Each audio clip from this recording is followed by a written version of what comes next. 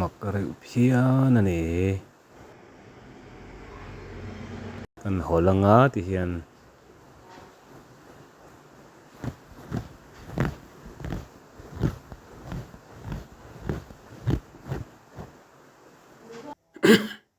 kan met kawanga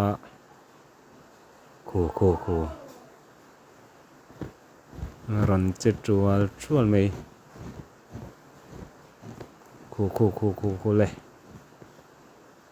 phung sam mi chu ni bok si lova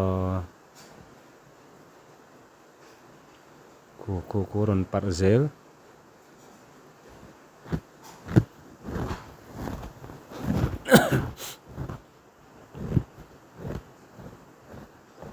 oh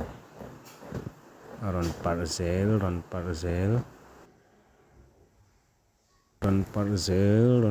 zel hei a kuang ang deuh hi khuta le huan in phum ve tlat mai ni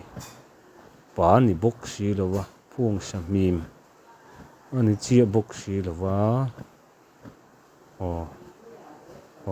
ron che chual mai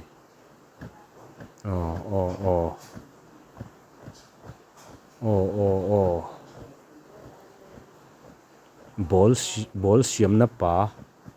te po ang alom le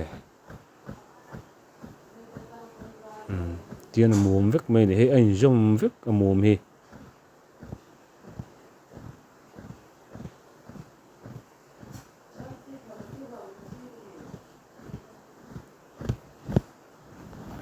mặc về tóc chu ni he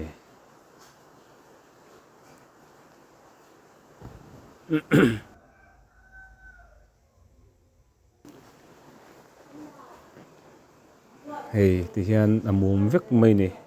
ein jom vek amum hi hei en chiang ula ko kan la chinanga ko lai bul khulai jom dewa lak mai chuan na chum mai ang te lo mani